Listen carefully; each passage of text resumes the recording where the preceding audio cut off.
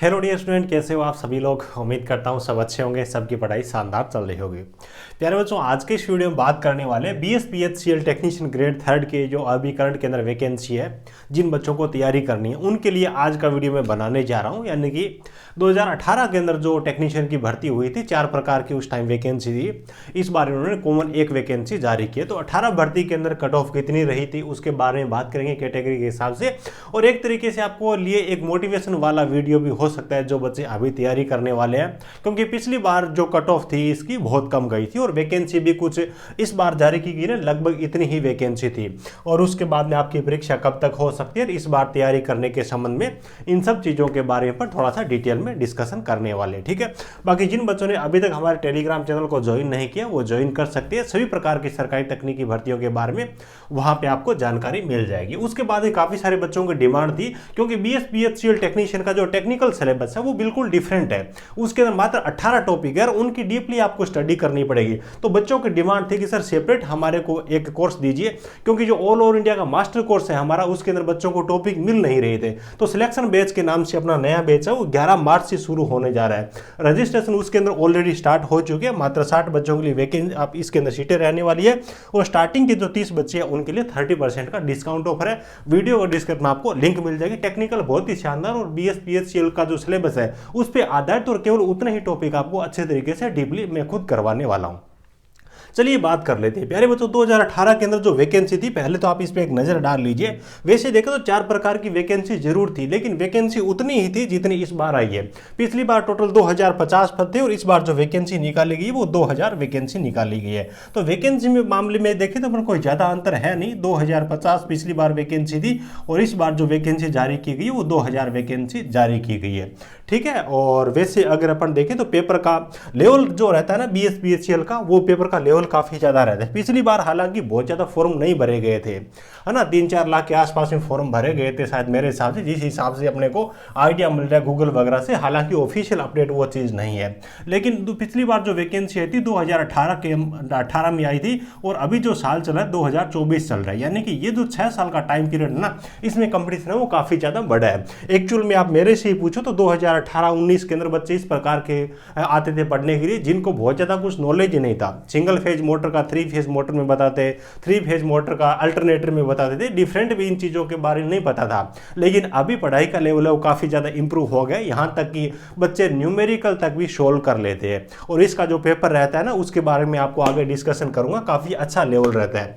उसके बाद यहाँ पे आप देखोगे पिछली बार की जो कट ऑफ है उसके बारे में बताया गया है।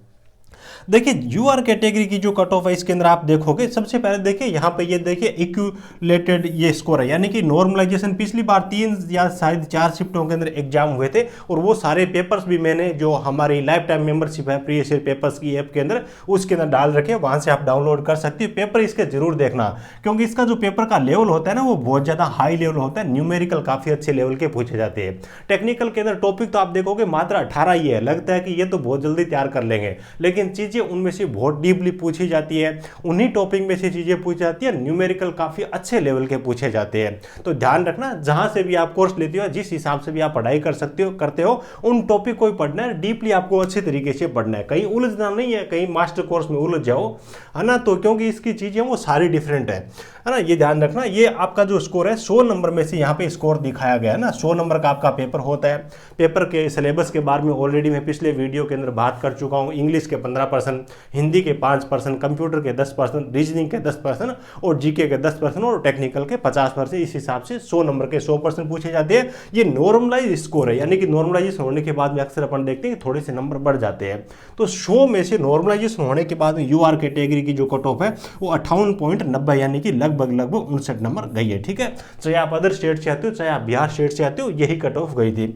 उसके बाद वुमेन्स है, इनकी मात्र 33.43। वुमेन्स की कट ऑफ तो बहुत कम गई थी। वुमेन्स के लिए तो इस बार भी अच्छा अवसर है, क्योंकि यहाँ पे BSPHCL के अंदर वैकेंसी गर्ल्स के लिए अलग से निकालती है और गर्ल्स बहुत ज़्यादा होती नहीं, तो गर्ल्स को ज़्यादा टेंशन लेने की जरूरत नहीं। ठीक ठाक पढ़ाई कर लोगे फॉर्म भर के तो भी आपका इसके अंदर सिलेक्शन हो जाएगा, आपके लिए अच्छा रिजर्वेशन है।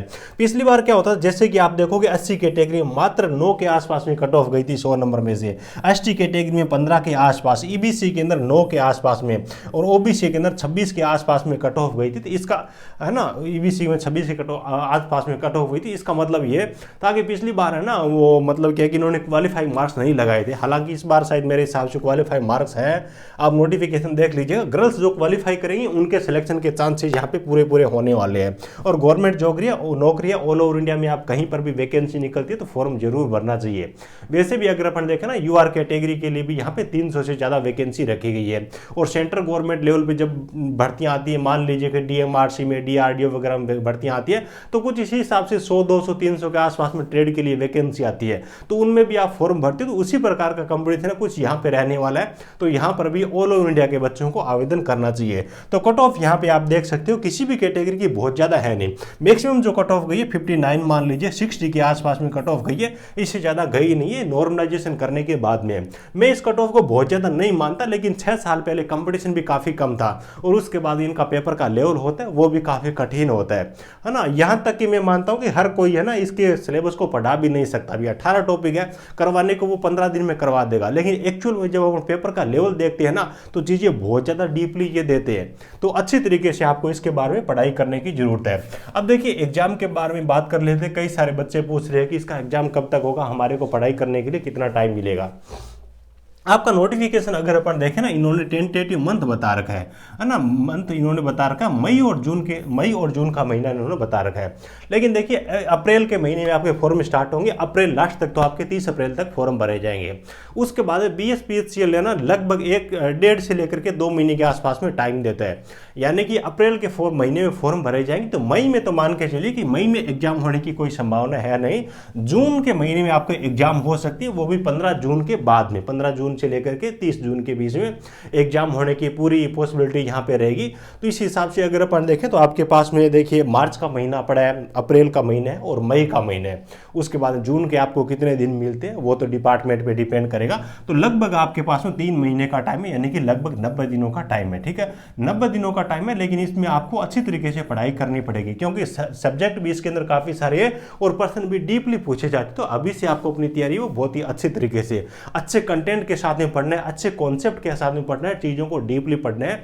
जो टॉपिक्स इन्होंने दे रखी है, नोटिफिकेशन का जो लास्ट पेज है ना, हर एक सब्जेक्ट के इन्होंने टॉपिक बता रखी है, केवल वही टॉपिक आपको पढ़नी है, डीपली पढ़नी है। उसके अलावा बाहर से कोई भी चीज है ये पूछते नहीं है। प्रीवियस पेपर्स ऑलरेडी मैंने एप्लीकेशन के अंदर जो हमारी मेंबरशिप है लाइफ टाइम वाली है ना, उसके अंदर दे रखे, तो वहां से आप डाउनलोड कर लीजिएगा।